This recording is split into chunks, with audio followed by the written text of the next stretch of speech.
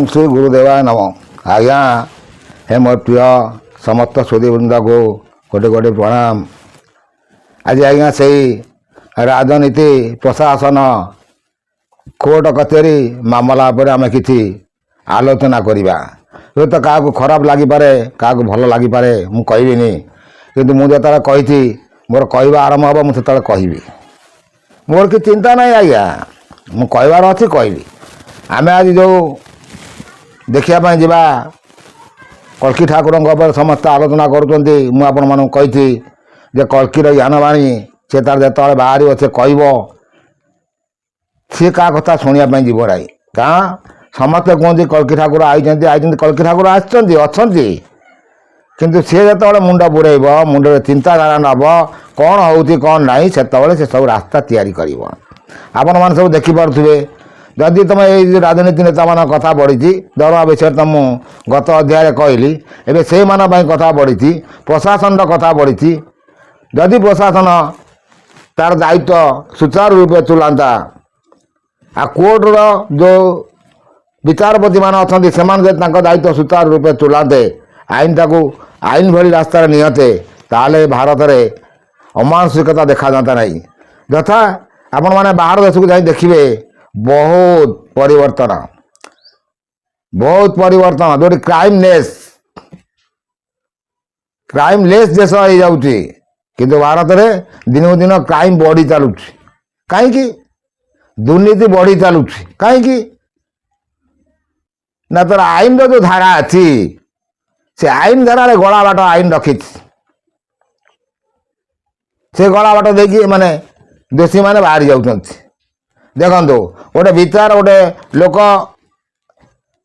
Rape कर विचार हाँपाई 5 वर्ष 10 वर्ष लगी जाऊँ जेल रहा खाइला क्या धन जनता धन खाइला जनता कौन दिन बस चिंता करें कहीं से विषय दिन कहूना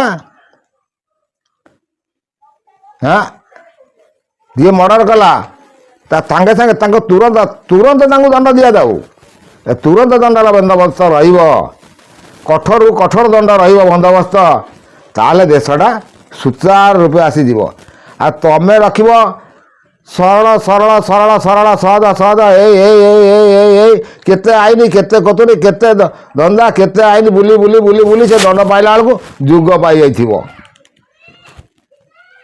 किंतु खर्चटा हूँ किए दौरान यही जनता दौरान ना किए दौरान हाँ से कथा कौन प्रशासन दिन चिंता कलानी ना विचारपति मैंने बस चिंता कलानी दरमा तो ना दरमा नौ ठीक से दरमा नौ ना नाई ना छाड़ दे तो गस्त खर्च नौ ना नाई छाड़ दौ तो कहीं लोकों कहीं बोधर बोधर प्रेसर पकाऊ आस्ते आस्ते सब जिनस को शुद्ध रही जाओ ताल ना शासन परिवर्तन निश्चित हम आ भारत में अयारंभ हम भारत अयारंभ पूर्व ओडिशा आगे अयारंभ हम शासन नीति परिवर्तन निश्चित हम शासन नीति परिवर्तन ना आप देखुवे ओडिशा रे जेते रेप केस हो मर्डर केस हो कौटा सांगे सांगे फाइनाल हो जाऊँगी जिते तथ्य प्रमाण दरकार प्रमाण कारण कानून अंधा कान आखिरे पट्टी बांधिकी से बसी कोर्टे तेणु ये सब बहुत किसी नीति अच्छी आज्ञा चिंताधारा करा गले बहुत किसी तेणु आस्ते आस्ते ये जो प्रशासन ये जो राजनीति नेता जो हिसाब से चलुंट ये देश चलवा को बहुत कष्ट हो आगक आगक आहरी बहुत कष्ट हो ओडिशा जिते नीति अच्छी बाहर राज्य को जाई देखु बाहर गोटे सिगारेट खाई पकईदे आपको जोरिमाना हो बाहर कौट रास्ता परिष्कार करदे जोरिमाना हो कि ओडिशा रे कौन अच्छी आज्ञा जो ना से पान छेप खाई पकई सबुआड़े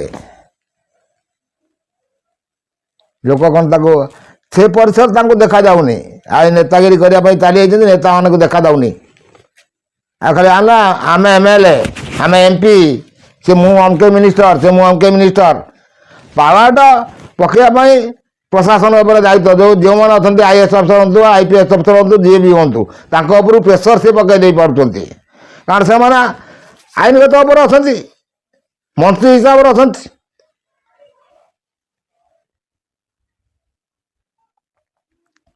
ଇଏ ହେଉଛି ଆଜ୍ଞା ଆମ ସମ୍ବିଧାନର ନିୟମ। ଇଏ ସମ୍ବିଧାନକୁ ପରିବର୍ତ୍ତନ ନ କଲେ ଧୀରେ ଧୀରେ ଆହୁରି ପରିବର୍ତ୍ତନ ଯଦି ହେବ ତାହେଲେ ଯାଇ ହେବ। ଯେମିତି ମୋଦି ଆମର କାଶ୍ମୀରରେ 370 ଧାରା ଉଚ୍ଛେଦ କରିଦେଲେ, ବହୁତ କିଛି ସେ କରୁଛନ୍ତି। ସେମିତି କିଛି ଆସ୍ତେ ଆସ୍ତେ ପରିବର୍ତ୍ତନ ହେଲେ ଦେଶଟା ସୁଚାରୁ ରୂପେ ଚଳିବ, ନହେଲେ ଭାରତ ପାଇଁ ବିପଦ ବି ମାଡ଼ି ଆସିବ। ଏମିତି ସମ୍ବିଧାନର ନୀତି ହିସାବରେ ଚାଲିଲେ ବିପଦ, ଯେ କହୁଛନ୍ତି ମାଳିକାକାରମାନେ କହୁଛନ୍ତି ବିପଦ ମାଡ଼ି ଆସିବ, ସେ ତା ଅଚ୍ୟୁତାନନ୍ଦ ଲେଖିଛନ୍ତି, ସେ ତାଙ୍କ ରାସ୍ତାରେ ସେ ରହିଛନ୍ତି। ସେ ବିପଦକୁ ଟାଣିକି ଆଣିବେ ଏମାନେ। କାରଣ ତା ପାଖେ କଳିର ଚୁକ୍ତି ଅଛି, କଳିବା ସବୁବେଳେ ଚେଷ୍ଟା କରୁଛି ମୁଁ ଲୋକଙ୍କୁ କେମିତି ଖରାପ ରାସ୍ତାକୁ ନେବି, ଭଲ ରାସ୍ତାରେ ମୁଁ ରଖିବିନି। କଳି ଯେତେବେଳେ ଆମେ ଆସୁଛନ୍ତି ସେଇ ପୁରାଣ ଉପରୁ ଯେତେବେଳେ ଯିବା, ପରୀକ୍ଷା ରାଜା ସହିତ ବସି ଚିନ୍ତା କରିଥିଲେ, ତାକୁ ବର ମାଗିଥିଲେ ମୁଁ ଏଇ ଜାଗାରେ ରହିବି। କେଉଁଠି ରହିବୁ ନା ମୁଁ ଆଗେ ରହିବି ଯୁବା ଶାଳେ ରହିବି, ବେଶ୍ୟା ଘରେ ରହିବି, ମଦ ଭାଟିରେ ରହିବି, ଆଉ ସୁବର୍ଣ୍ଣ ଅଳଙ୍କାରରେ ରହିବି। ତେଣୁ ଆଜିର ସରକାର ତ ମଦ ନହେଲେ ମଦର ବେପାର ସେ ବଢ଼େଇ ଚାଲିଛନ୍ତି। ଗଳି କନ୍ଦିରେ ମଦ ଲାଇସେନ୍ସ ଚାଲିଲା, ଦୋକାନ ଚାଲିଲା, ଯୁବପିଢ଼ି ମଦ ଖାଇକି ମାତା ଲାଗି ବୁଲିଲେ, ଅନ୍ୟାୟ ଅତ୍ୟାଚାର କଲେ, ଦୋଷ କାହାର? କାହିଁ ତମେ କମ୍ ଦରମା ନେଇକି ସେ ଜିନିଷଟାକୁ ବନ୍ଦ କରୁନା? ନାଇଁ ଆମେ ନାଇଁ କୋଟିପତି ହେବୁ, ସମାଜ ଚାଲିଯାଉ, ସମାଜ ତଳକୁ ଚାଲିଯାଉ, ସମାଜ ପାଇଁ ତମେ ଚିନ୍ତା କରୁନା। ସମାଜ ପାଇଁ ଚିନ୍ତା ଯଦି ଥାନ୍ତା ତାହେଲେ ତମେ ମଦ ବେପାର କେବେ ବି କରିବା ପାଇଁ ସରକାର ଲାଇସେନ୍ସ ଦିଅନ୍ତା ନାହିଁ। ଇଏ ହେଉଛି ପ୍ରଥମ କଥା। କାରଣ ମଦ ଖାଇକି କେତେ ପରିବାର ନଷ୍ଟ ହେଇଯାଉଛନ୍ତି, ତାକୁ ତ ଦିନ ପାଇଁ ଚିନ୍ତା ବି କରୁନା। ଆଗେ ଥିଲା ଆଇନଗତ ବହୁତ ଦଣ୍ଡର ବନ୍ଦୋବସ୍ତ ଥିଲା, ଏବେ ସବୁ ଢିଲା ହେଇଗଲା। ସେ ଢିଲାର ପରିଣାମରେ ଅବି ସବୁ ଓଡ଼ିଶା ଭୋଗିବା ପାଇଁ ଯାଉଛି, ଆଉ ଭୋଗୁଛି। ଓଡ଼ିଶାର ଜନତାମାନେ ଭୋଗୁଛନ୍ତି, ଦେଉଛନ୍ତି ବାଧ୍ୟ ହେଇକି କର ସଦୃଶ୍ୟରେ ସବୁ। ଯେକୌଣସି ଜିନିଷ ଯେତେ ରେଟ୍ ବଢ଼ୁଛି ସବୁ ଦେବା ପାଇଁ ବାଧ୍ୟ। ଆଉ ପଇସା ସେ ଯାଉଛି, ସରକାର ରାଜକୋଷକୁ ଗଲା, ଆଉ ରାଜକୋଷରେ ରାଜନୀତି ନେତାମାନେ ଅୟସ କଲେ, ଗାଡ଼ି ଘୋଡ଼ା ଚଳିଲେ। ତମେ ଆସିବ ଆସେମ୍ବଲିକି ଆସିବ, ସେଠି ଗସ୍ତ ଖର୍ଚ୍ଚ ନେବ, ତମ ଫୋନ୍ ବିଲ୍ ନେବ, ତମ ସବୁ ବିଲ୍ ନେବ। ଆଉ ଜନତା କ'ଣ ଦେଲେ? ଜନତା କ'ଣ ପାଇଲେ? ଖାଲି ଜନତା ଖାଲି ତମକୁ ଦେଉଥିବେ, ତମେ ଖାଲି ନେଉଥିବ ନା କ'ଣ? ଏଇ ରାଜନୀତି କରିବା ପାଇଁ ପଳେଇ ଆଇଛ।